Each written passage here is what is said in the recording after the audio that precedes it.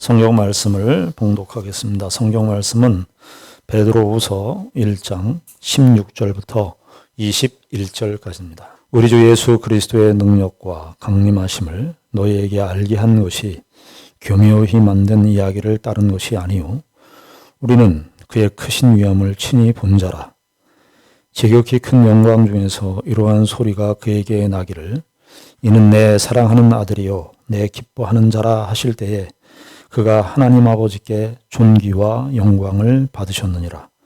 이 소리는 우리가 그와 함께 거룩한 산에 있을 때에 하늘로부터 난 것을 들은 것이라.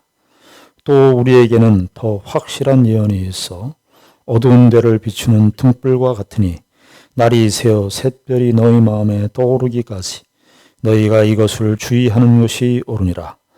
먼저 알 것은 성경의 모든 예언은 사사로이 풀 것이 아니니 예언은 언제든지 각 사람의 뜻으로 낸 것이 아니요 오직 성령의 감동하심을 받은 사람들이 하나님께 받아 말한 것임이라. 아멘. 우리는 이 복되고 거룩한 주일날 베드로 사도께서 1세기에 지금 우리가 21세기를 살고 있지만 1세기 주 한 60여 년경이죠. 아주 오래전의 이야기인데 우리가 그 베드로 사도 예수님과 함께 동고동락하고 예수님과 함께 삶을 살았던 예수님의 죽으심과 부활과 승천을 목격했던 베드로 사도의 증언을 베드로 사도의 교훈을 우리가 오늘 21세기에 우리가 이 주일날 이 하나님의 말씀을 같이 생각하고 있습니다. 여러분 아무리 지나온 역사가 대단한 고전들이 있고 경전들이 있습니다만 지금 21세기까지 오늘날의 사람들에게까지 영향력을 행사하는 고전이나 경전이 있을까요? 참 매주 이렇게 주일날 이 베드로후서 일반의 이제 성도들이 성경을 읽을 때 베드로후서 같은 건 뒷부분에 있으니까 잘 읽지를 않는데 주목하지 않는 성경인데 우리가 그때의 1세기 때 베드로 사도가 우리가 지난 시간에도 확인했습니다만 임박한 자기의 죽음을 앞에 두고 기록한 이 내용을 우리는 지금 21세기의 우리들이 이 하나님의 말씀을 시간과 공간을 뛰어넘어서 우리가 지금 이 현실 속에서 이 하나님의 말씀을 증언하고 제가 증거하고 또 여러분들은 이 하나님의 말씀을 듣고 그리고 우리가 죽고 우리의 생명이 다하고 앞으로 우리가 향후 100년 이후가 되면 여기에 남아있는 사람은 아무도 없을 텐데요. 그 이후에도 뭐 예수님 다시 오시기 전까지는 그 이후에도 이 하나님의 말씀은 온 인류에게 하나님의 귀한 진리로 남아 있을 것입니다. 성경에서 말하고 있는 것처럼 이 세상의 모든 것이 다 변할지라도 하나님의 말씀은 1.1획이라도 변함없이 영원히 쓸 것입니다. 저 여러분들은 바로 매주일날 이 하나님의 말씀 앞에 이 하나님의 1세기 때 기록된 그 하나님의 말씀 정말 살아있고 운동력 있는 이 말씀 앞에 저 여러분들이 이렇게 서 있는 것 자체가 하나님의 기이하신 섭리고 하나님의 놀라우신 역사입니다. 설명이 불가합니다. 여러분들이 이렇게 주일날 교회에 오셨는데 교회에 오는 것이 쉬운 일인 것 같습니까? 전도해 보시면 알겠지만 교회 오는 일이 쉽지 않습니다. 교회 오는 것도 참 신비로운 일이고 여러분들 각자의 인생을 한번 생각해 보십시오. 내가 지금 여기까지 와 있는 예수를 믿고 하나님의 백성 된 자들이 이렇게 한 교회에 이렇게 모여서 한 공동체를 이루어서 죽전남포교회라고 하는 이 타이틀 속에서 우리가 같이 모여서 지지고 볶고 생활하는 이 모임 자체가 여러분들은 설명 가능하시겠습니까? 우리는 하나님의 눈에 혁혁하게 나타나고 가시화되지 않는 그 보이지 않지만 그는 너무나 우리가 보는 실제보다도 더 분명한 하나님께서 우리의 생애 속에서 인도하시고 저와 여러분들을 지금까지 인도하셔서 여기에 함께 모여 예배를 드리고 있다는 사실 이 자체가 하나님의 놀라우신 기적과 은혜가 아니면 불가능하다는 사실을 우리가 고백에 또 고백을 하지 않을 수가 없습니다. 전 베드로 이 전서 후서를 읽으면서 항상 이 내용도 중요하지만 그 내용 앞에 서 있는 제 자신을 생각하면서 하나님의 말씀과 내 자신, 하나님의 말씀과 무엇이 내가 성경을 해석하지만 과연 그 성경이 나를 해석하는 거예요. 나는 그 텍스트 앞에 이 성경이라고 하는 이 진리라고 하는 이 텍스트 앞에 내가 서 있지만 내가 그 말씀을 읽지만 사실은 그 말씀은 성도들이 성경을 제대로 읽고 은혜를 받을 때 어떤 현상이 우리에게 일어납니까? 성경 말씀이 나를 비춰주는 거예요. 성경 말씀이 나를 읽어요. 그것은 분명히 텍스트인데, 글자인데, 하나의 문자에 불과한 것인데, 그 문자가 나를 움직이고, 나를 해석하고, 나 자신의 영적인 상태를 분별해 줄 뿐만 아니라, 해석해 줄 뿐만 아니라, 온 세계가 어떻게 시작되었으며 그 세계의 종말이 어떤 식으로 끝날지를 성경은 우리에게 미리 다 보여주고 있어요. 성경은 정답이 분명합니다. 이 세상에 사람들이 세 가지가 없다 그러는데 정답이 없고 공짜가 없고 진리가 없다 그래. 세 가지가 없다 그러는데 성경은 이 세 가지가 다 정답이 있다. 성경은 그리스도가 정답이라 그러고 비밀이 없다 그러는데 비밀이 예수 그리스도라 그러고 공짜가 없다 그러는데 우리가 예수님의 은혜를 어떻게 했어요? 우리 식으로 얘기하면 공짜로. 여러분 오늘 우리가 지금 호흡하고 살아가는 이 산소도 여러분 세금을 내고 여러분들이 이걸 산소를 만들어내서 지금 호흡하십니까? 오늘 있다가 내일 뜨는 태양, 그 햇빛이 있어서 우리 이 삼라만상이 자연 만물이 다 약동하고 생명의 움직임들을 하게 하는데 그래서 우리가 오늘도 아침밥을 먹고 사는데 그 우리가 창출해낸 겁니까? 우리가 창조해낸 게 아니에요. 성경은 이 사실을 분명히 우리에게 말해주고 있습니다. 하나님의 은혜로 우리가 이것을 받았습니다.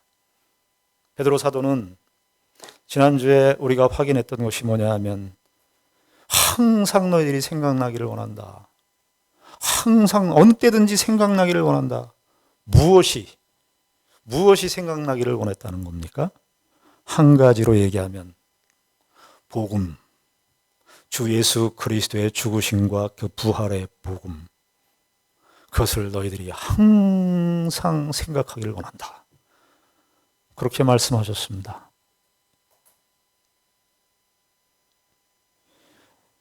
그것이 그리스도의 복음이 중요하지 않다면 그리스도의 복음이 그저 우리가 이 세상에서 무슨 광고나 홍보 영상 보듯이 지나가는 이야기 정도로 혹은 우리가 여러 가지 그 정보와 지식을 듣는 그런 정보 정도로 생각했다면 베드로 사도가 이 말을 했겠습니까? 자기의 죽음이 지금 임박해 있는 그런 시점인데.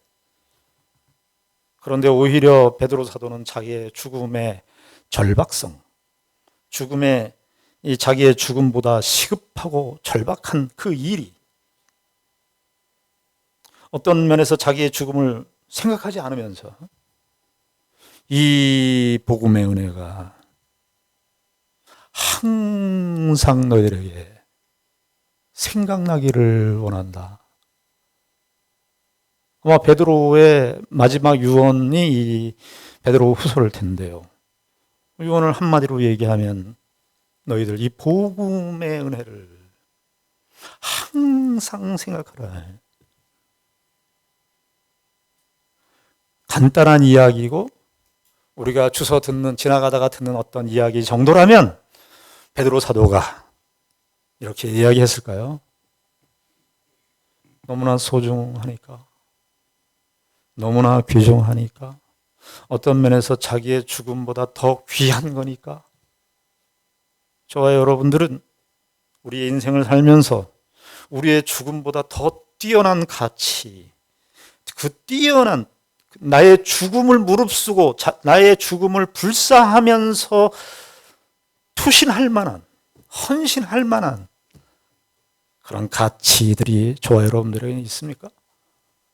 성경은 신약의 기자들, 신약의 성경 기자들이 바로 그러한 사람이라고 우리에게 웅변적으로 충고해주고 있습니다. 우리의 죽음보다, 나의 생명보다 그것을 더 뛰어넘는 절대적인 가치가 있다는 것을 바울 사도도 그 13개 서신에서 증언하고 있고, 베드로 사도도 또 야고보 사도도 그것을 증언하고 있는 것입니다. 우린 이 복음을 기록한 내용을 보지만 복음을 기록한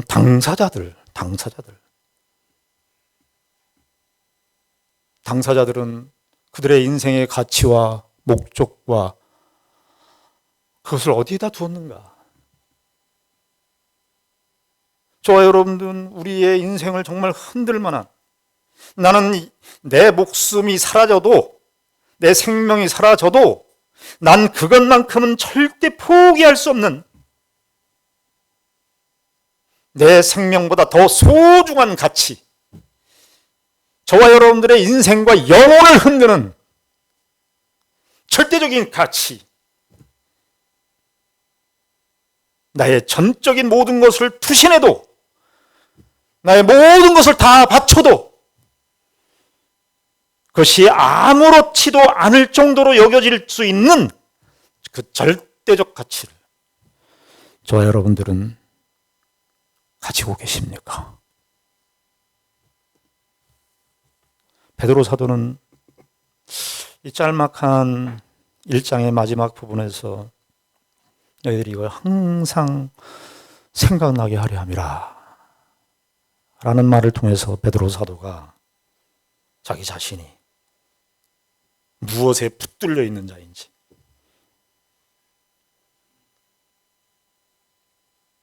그것을 베드로 사도가 이 베드로 편지를 통해서 베드로 자신의 신앙적인 모습들을 우리가 발견하게 되는 것입니다. 자, 이렇게 귀중하고 이렇게 소중한 이 복음은 과연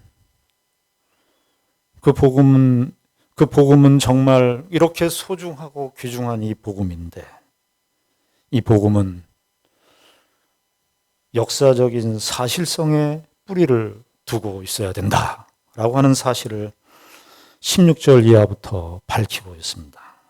16절을 말씀 보시면 우리 주 예수 그리스도의 능력과 강림하심을 너희에게 알게 한 것이 교묘히 만든 이야기를 따른 것이 아니요 우리는 그의 크신 위엄을 친히 본 자라. 베드로 사도께서 자기의 죽음보다도 더 절박하고 시급한 일이 있음을, 그리스도의 복음을 항상 생각나게 하려 하는 것이 이렇게 소중하다면, 이렇게 중요하다면 거기에 따라오는 것은 뭐냐 하면 그 복음이, 그 예수 그리스도의 그 복음이 사실인가 하는 문제가 뒤따라올 수밖에 없습니다. 여러분, 만약에 내가 정말 소중한 것이 있어요. 그런데 너무나 소중한 것이 있는데 그것이 사실이 아니에요. 특별히 진리를 다루는 부분에 있어서 이 진리인데, 이렇게 소중한 진리인데 이 소중한 진리가 역사성, 이 팩트, 사실에 뿌리를 두고 있지 않다면 그럼 어떻게 되는 겁니까? 우리는 다 허구를 믿는 거, 허구.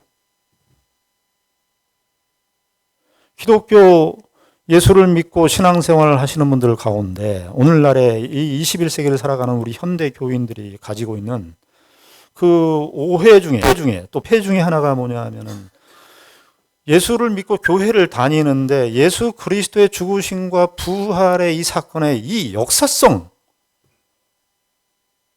이 사실성을 고려하지 않아요.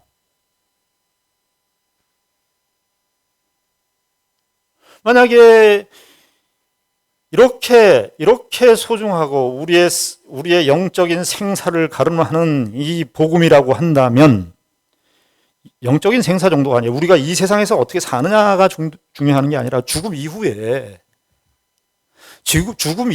둘째 죽음이 있는데, 우리가 죽어서 거기서 진정한 삶과 죽음이 판명되는 그 영적인 생사를 가름하는 그런 내용이라면, 근데 그 내용이 사실에 뿌리를 두고 있지 않다면 근거가 흔들리는 겁니다. 여러분, 사상누각이라는 말 들어보셨습니까? 사상누각. 모래 위에 지은 집. 만약에 기독교 신앙이 신앙의 어떤 고급하고 개념적으로 훌륭한 그런 내용들이 있지만 그 내용이 사실에 기초하고 있지 않다면, 특별히 성경 전체가 요한복음 5장 39절에 말하고 있는 것처럼 예수 그리스도에 대하여 증언하고 있다면, 예수 그리스도의 이 역사성,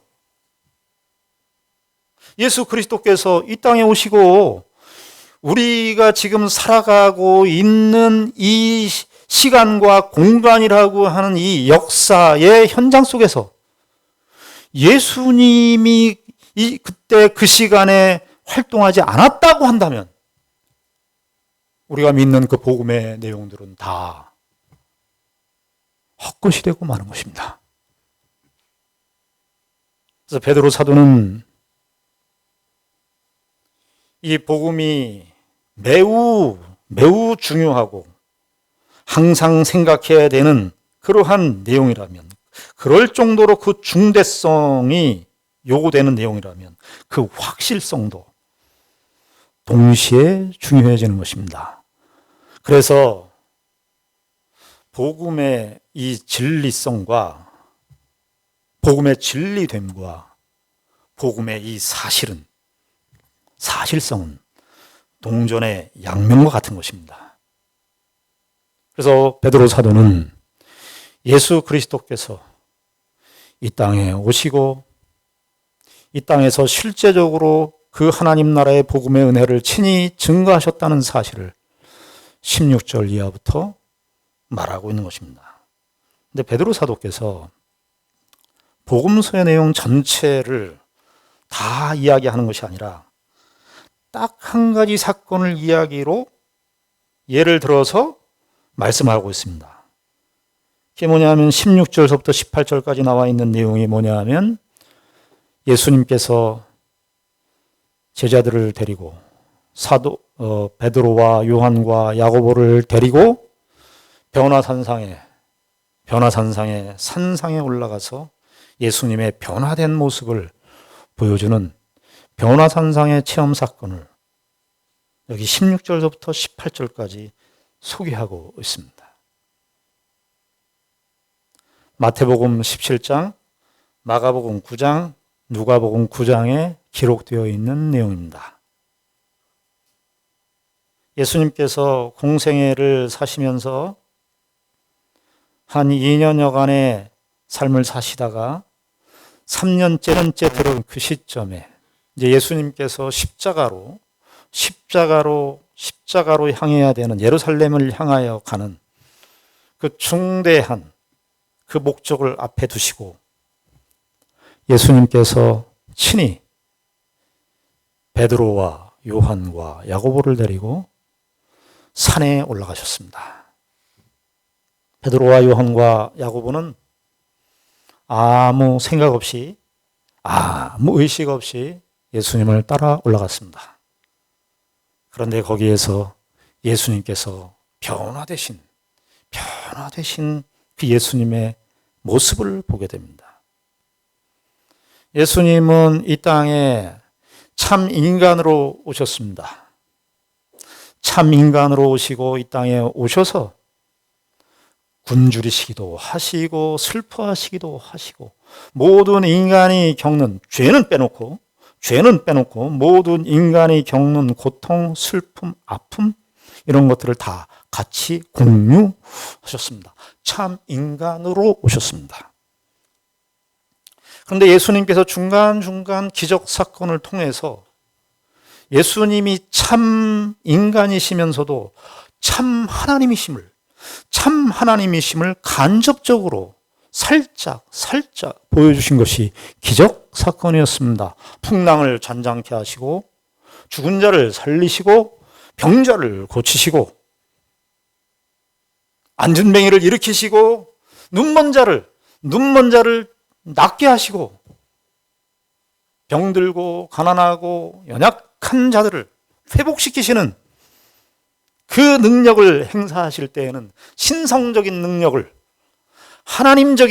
참 하나님적인 그 능력을 보이셨어요. 여러분 예수님께서 기적을 행하실 때는 언제나 인간이 곤경에 처했을 때입니다. 갈릴리 바다 풍랑에서 헤매이고 있을 때 밤새 풍랑에 시달리고 있는 제자들에게, 그리고 예수님께서 기적을 행하시는 그 대상들은 다 병들고 귀신 들리고 죄악된 세상에 참 갈 곳 없고 유리 방황하는 그러한 자들에게는 예수님께서 신성적인 능력을 보여주신 겁니다.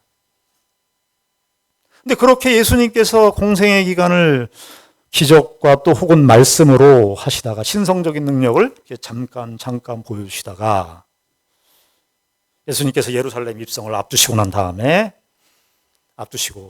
제자들을 데리고 올라가서 예수님 자신이 이제 그 전까지는 예수님 자신이 아니라 예수님을 통해서 기적이 나왔어요. 예수님을 통해서 풍랑을 잔잔케 하시고 죽은 자를 살리시고 예수님을 통해서 기적이 나갔는데 변화산상에서는 예수님 자신이 참 하나님이심을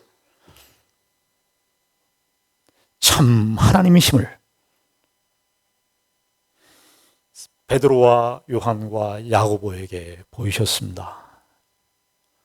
우리는요, 내가 그렇게 기가 막힌 능력을 갖고 있어요. 내가 그렇게 내 자신이 그렇게 존재감이 정말 드러나는 그 능력과 실력을 정말 갖추고 있어요. 성공도 했고 업적도 많아. 그러면 사람들이 어떻습니까? 많은 사람들 앞에 좀 보이고 싶잖아요. 모든 사람들이 다 봐주기를 원해. 우린 옷 하나 좋은 걸 입어도 모든 사람들이 다 봐주잖아요. 저희 중고등학교 때는 시계가 중요했습니다. 세이코라고 하는 일본에서 나온 시계인데 그 시계를 차고 가서 일부러 머리를 이렇게 시계를 보이려고. 그런데 예수님은 우리하고 달라요. 예수님은 그 기가 막힌 신성의 본성적인 능력을 제자들에게, 사실 12제자들에게 다 보이셔도 되는데 오히려 베드로와 요한과 야고보만 데리고 올라가서 예수님 자신의 모습을 보이시는 겁니다. 베드로와 요한과 야고보에게 예수님 자신의 신성적인 모습을, 그래서 마가복음에서는 예수님께서 흰 옷을 입은 이 변형되셨는데, 트랜스포메이션, 변형되셨어요. 예수님이 흉내를 내신 것이 아니라 예수님의 참 신심을 거기에 잠깐 드러내신 거예요. 그러니까 마가복음에서는 뭐라고 얘기했냐면 빨래를 해도 이렇게 흰 옷을 본 적이 없다. 그러니까 그 얘기는 이 세상에서 빨래를 해서 그보다 더 희하게 비교한 게 아니라 그 예수님의 정결성, 예수님은 참 의인이시고 예수님은 참 하나님이신데 이 세상에 그 어떤 죄악의 세력과 죄악의 오염이 때가 범접할 수 없는 참 하나님, 참 신적인 존재, 그것을 변화산상에서 드러내 보이셨습니다. 베드로 사도는 베드로후서에서 예수님께서 이 땅에서 활동하시고 역사하셨다는 사실을 여러 가지로 입증하고 말씀할 수 있으나 그 여러 가지 사건 중에 예수님께서 행하신 이 변화산상의 사건을 핵심으로 놓고 우리가 믿는 예수가 과연 누군가?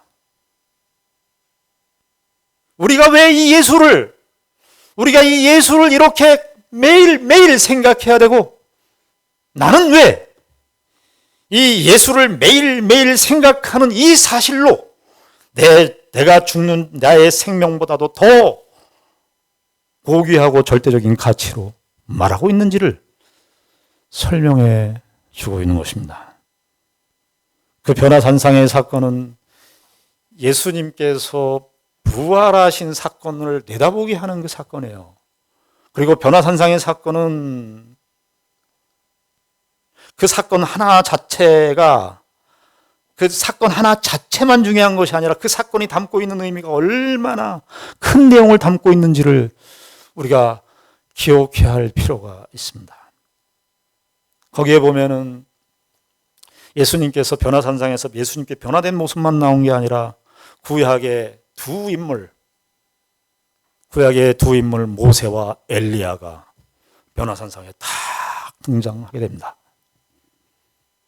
모세 그러면 구약의 이스라엘의 시조입니다. 이스라엘 민족의 건국의 아버지라고 요즘식으로 말하면 아버지라고 말할 수 있는 사람이 모세입니다. 율법의 대표. 그리고 엘리야는 모세서부터 엘리야까지는 구약 역사에 엘리야 시대 이스라엘 전 역사를 담아내고 있는 역사예요. 엘리야는 선지자의 대표로 있는 겁니다. 그러니까 이 변화산상의 사건은 예수님께서 변화되신 모습이 핵심이지만 이 예수님의 이 변화산상의 사건은 어떤 내용과 연결되어 있냐면 구약의 역사 한참 거슬러 올라가서 모세 때부터 엘리야 시대까지를 모세와 엘리야, 누가복음에 의하면 예수님께서 그때 모세와 엘리야가 말씀하신 내용이 나오는데 누가는 이렇게 기록하고 있어요. 별세하실 것을 말씀했다.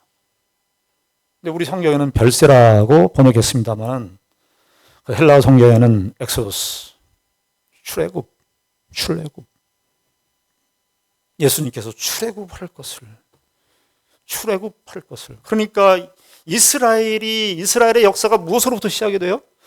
애굽에서 탈출하는 출애굽의 역사로부터 이스라엘의 역사가 시작되는 겁니다. 그러니까 예수님께서 지금 말씀하신 내용은 그 변화산상에서 이제 모세와 엘리야는 구약의 그림자로서 진정한 출애굽, 진정한 의미에서 인류에게 있어서 진정한 출애굽, 죄와 사망의 권세에서 굴레에서 해방되어 나올 진정한 출애굽이 예수 그리스도를 통해서 이루어질 것인데 모세와 엘리야는 그것을 대표하는 과거의 이 이스라엘의 역사에서 예수 그리스도를 보여주는 예수 그리스도의 출애굽 사건을 상기케 하는 그런 말씀이라면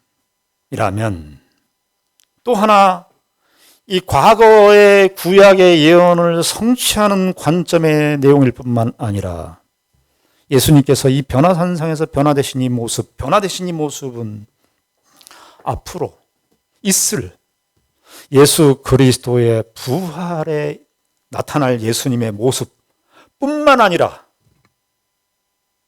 예수님께서 앞으로 다시 오실 때, 그래서 여기 베드로후서 2장 16절에 우리 주 예수 그리스도의 능력과 강림하심이라 그러죠. 그 예수 그리스도의 재림이에요. 파루시아, 재림.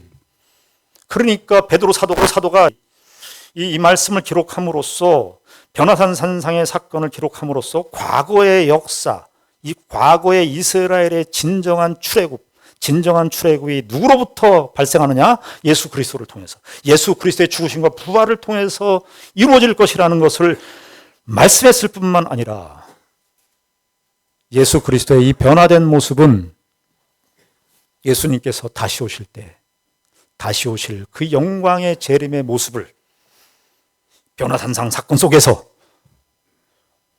보여주고 있기 때문에 베드로 사도는 복음서에 여러 가지 예수님의 행적, 놀라운 이적들이 많이 있지만 이 변화산상의 사건이 베드로가 이 변화산상의 사건을 체험한 것이 30년 전으로 추정해 볼 수 있어요. 그때는 몰랐어요. 예수님 따라다니면서 변화산상에서 그때 가서는 몰랐어요. 그래서 복음서에 보면은 그때 가서 보니까 그냥 놀랐어요. 베드로는 그냥 그 시점에는 놀랐어요. 이게 무슨 일이지? 무슨 일이지? 그렇게 그저 큰 충격적 사건으로만 기억하고 있다가 예수님의 앞으로 이어질 예수님의 죽으심, 예수님의 십자가의 죽으심, 부활, 승천, 그리고 부활을 하시고 승천하시기 전까지의 40일간의 하나님 나라에 관한 내용들을 예수 그리스도께서 다 친히 설명하시고 난 다음부터, 그리고 사도행전 1장의 오순절 성령 강림이 그들에게 임하면서부터 베드로 사도는 그것이 갖는 의미가 자기가 30년 전에 경험했었던 변화산성의 이 체험 사건이 그것이 궁극적으로 예수 그리스도께서 구약에 지나온 구약의 과거적인 측면에서는 구약의 역사를 종결하는 완성하는 그런 의미를 갖고 있을 뿐만 아니라 미래적으로는 그리스도의 다시 오심을 내다보게 하는 그러한 사건임을 베드로가 깨닫고 자기의 죽음을 앞에 두고 변화산상의 사건을 진술하고 있는 것입니다. 그러니까 우리가 이 말씀을 알고 이 변화산상의 의미를 알고 이 본문을 다시 읽어보시면 어떻습니까? 우리 주 예수 그리스도의 능력과 광림하심을 너희에게 알게 한 것이 교묘히 만든 이야기를 따른 것이 아니다. 교묘히 만든 이건 사람들의 여기 이야기라고 되어 있지만 이게 신화, 사람들이 정신적인 노력으로 이 꾸며낸 이야기들. 그 당시 때도 헬라 그레코 로마 시대에 그 시대에 헬라의 신화들이 많았어요. 사람들이 그런 그 이야기들을 만들어내고 하는 그거 대단하지 않습니까? 그 시대에도 있었는데 오늘날 우리 보면 뭐 그런 말이 있잖아요. 요즘에 팩션의 시대라고. 팩트가 하나가 있으면 거기에 픽션, 허구를 다 붙여가지고 그 사실성이 몇 프로냐, 사실성을 10%만 놓고 90%를 하느냐, 뭐 그거 차이만 있지 사실을 가지고 다 리메이크 하잖아요. 리메이크. 패러디도 하고. 요즘에 뭐 최근에 유행했던 드라마 중에 작은 아씨들 여러분 보셨습니까? 그 작은 아씨들은요 거의 제목만 따온 것 같아요. 제목만. 원래는 그 작은 아씨들은 1800년대에 미국의 그 남북전쟁 시대 때에 기독교적인 배경을 가지고 있었던 내용입니다. 그게 뭐냐 하면은 원래 원 제목은 루이자 메이 올코트라고 하는 분이 문학가인데 그분의 어떤 자전적인 이야기이기도 해요. 아버지냐 하면 종군 목사님입니다. 종군 목사님. 남북전쟁에 종군 목사님으로 가서 그 목사님이 그 전쟁에 참여한 거죠. 남아있는 엄마와 네 딸이 참 어렵고 힘든 역경 속에서도 따뜻하게 청교도적인 배경도 나오고 기독교 신앙 안에서 어떻게 혼자 있는 엄마와 네 명의 딸이 어떻게 따뜻하게 그들의 인생을 살아가는가 하는 이야기를 다루고 있는 것이 원래의 내용입니다. 작은 아씨들 최근에 나온 그 드라마는 제목만 가져온 것 같아요. 연쇄살인 사건 나오고 무슨 푸른난 초얘기 나오고 그런 얘기는 아무것도 없어요. 그 원제목에는. 과연 그런 이야기인가? 1세기 때도 이 이야기들이 너무나 많았는데 베드로 사도가 이걸 의식하는 거예요. 이 지금 1세기 때 이 성경을 읽는 독자들이 복음을 대할 때, 하나님의 이 복음을 대할 때 마치 그렇게 꾸며낸 이야기처럼 이야기의 연장선상 속에서 이야기와 동격으로 놓고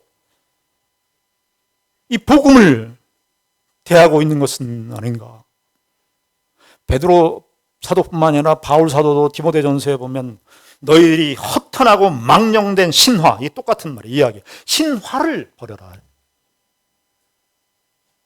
여러분, 우리가 얼마나 오늘날에는요, 이 허탄하고 망령된 신화, 이 미스, 헬라 말로 미도스인데, 이 미도스가 너무나 많아요. 그래서 그런 내용들이 그런 팩트가 아니고 그냥 팩션 같은 내용, 허구가 더 가득 찬 그런 내용들이 점점 사실처럼 굳어지는 이 시대 속에서 우리가 살고 있어요.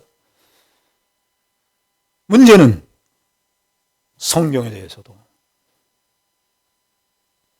대해서도 성도들이 그냥 이야기처럼 그럼 무슨 그냥 이야기지, 하나의 우화에 불과하지, 하나의 신화에 불과하지, 이거를 그 당시에 베드로 사도도 바울 사도도 그것을 그렇게 경고한 거예요. 나중에 3장에 가면은 그리스도의 재림을 부인하는 사람들이 나오는 거예요. 그래서 베드로 사도는 이 부분을 이야기하는 거예요. 교묘히 만든 이야기를 따른 것이 아니다. 그러면서 베드로 사도가 뭐라고 얘기하냐면 자기는 봤다. 16절에 친히 본 자라, 이게 친히 본 자라 이렇게 되어 있지만 목격자다. 봤다. 그리고 18절에 이 소리는 우리가 그와 함께 거룩한 산에서 있을 때, 예수님과 함께 거룩한 산에 있을 때 하늘로부터 나는 것을 들었다. 보았다, 들었다. 이게 16절, 18절은 무슨 동사로 둘러싸여 있냐면 보았다, 주동사가 보았다, 들었다. 이 보았다는 건, 여기서 보았다는 것은 목격자 되었다 이런 뜻입니다. 여러분, 우리가 도로를 다니다 보면 가끔 교통사고가 나지 않습니까? 그 교통사고가 나면은, 근데 교통사고 누가 일으켰는지 몰라요. 사람을 치고 갔는데 뺑소니가 있을 수 있잖아요. 그러면 무슨 현수막을 붙이죠? 목격자를 찾습니다. 2022년도 10월 21일 새벽 4시 32분에 여기 혹시 지나간 이 그랜저 승용차를 보신 분이 계십니까? 흰색 그랜저 승용차를 보신 적 있습니까? 저는 1년에 한두 번 정도 보는 것 같아요. 왜 중요하죠? 목격. 그런데 베드로 사도가 증언의 가장 핵심적인, 증언의 가장 영향력을 행사하는 근거는 뭐냐면 본 거예요. 재판관이 재판을 할 때 아무리 가설이 있고 그 가설이 굉장히 설득력이 있고 논리적 타당성이 있어도 무엇 앞에 무너지는 겁니까? 사실 앞에 무너지는 거예요. 사실 앞에. 봤다는데. 우리가 지금 살아가는 이 시대의 모든 이야기들, 내용들, 이런 것들요, 정말 팩트 체크를 해보면 정말 그게 맞는 이야기들인가? 의심할 수 있는 내용들이 부지기 있습니다. 여러분, 성경을 그렇게 대하시면 안 됩니다. 베드로 사도는 자기가 목격자라거든. 목격자라. 그리고 18절에 보면 난 이 소리를 들었다. 이 소리를 들었다. 이게 소리를 들었다 이렇게 되어 있습니다. 문장으로는 되어 있습니다만 하나님께서 하늘로부터 성부 하나님께서 성자 하나님에게 내 사랑하는 아들이다, 내가 기뻐하는 자라는 이 말씀을 하셨는데, 이 성경의 이 헬라 성경 표현을 보면 소리가 보이는 것 같아요. 소리가 보였다. 그 하나님의 소리가 예수님에게 이렇게 소리가 간 거예요. 그러니까 아주 직접적으로 얘기하면 소리는 들리는 것인데 소리를 보았다.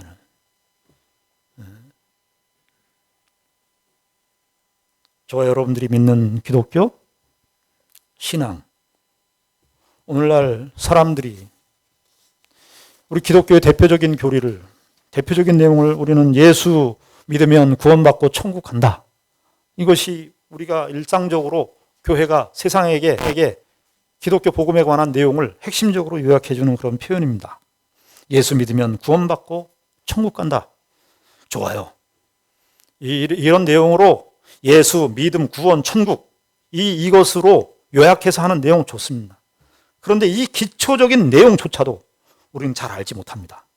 왜냐하면 상당수 기독교인들은 자기가 믿는 신앙의 내용보다 믿음을 통해 기대하는 결과에 더 관심이 많기 때문입니다.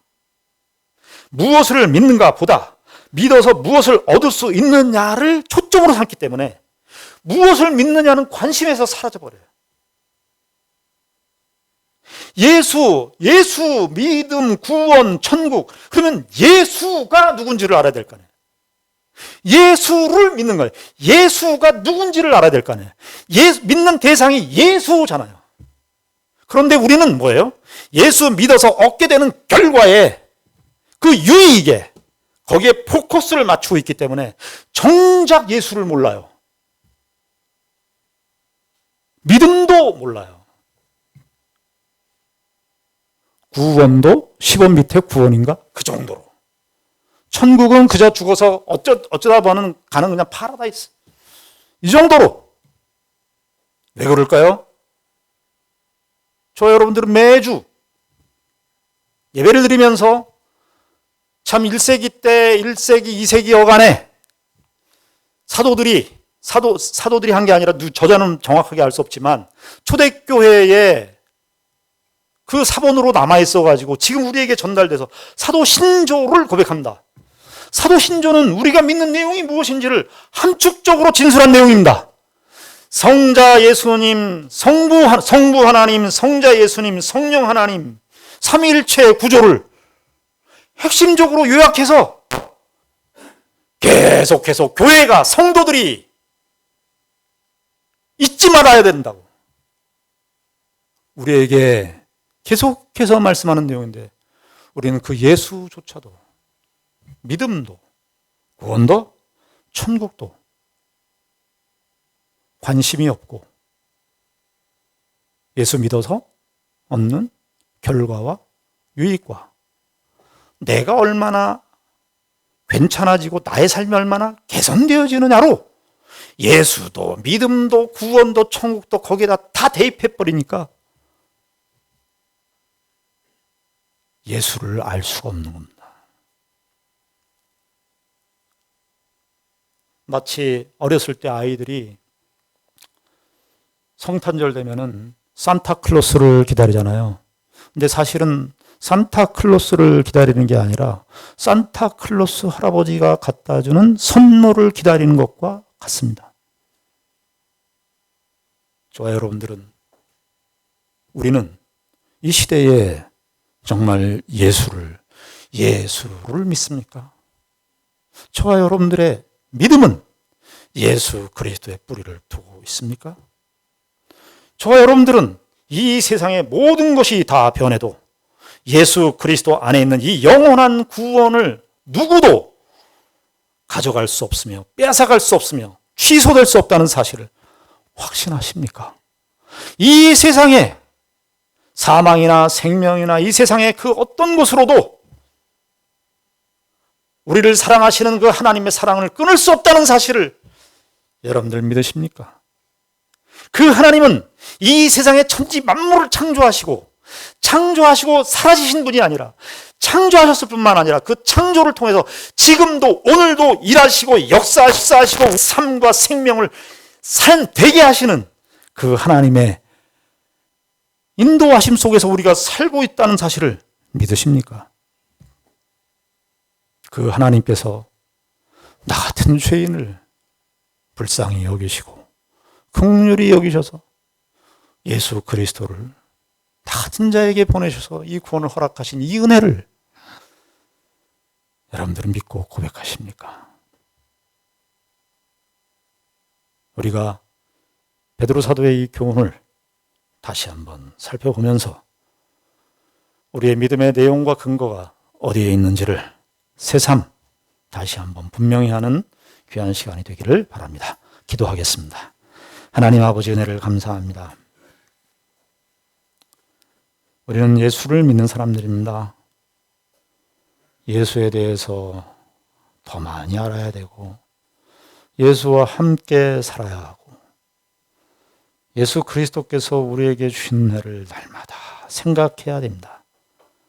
아버지 하나님, 그렇지 않으면 우리는 이 세상의 정신에 휘말려서 내가 누구인지도 모르고 세상 사람들이 살아가는 것처럼 아무 생각 없이 흐름대로 살아가게 됩니다. 아버지 하나님, 정신을 차리고 우리가 무엇을 믿고 있고 어디를 향해서 가고 있는지를 이 말씀을 통해서 다시 한번 확인하고 하나님께서 기뻐하시는 삶을 살아가는 우리 모두가 되게 하여 주시옵소서. 예수님 이름으로 기도드리옵나이다. 아멘.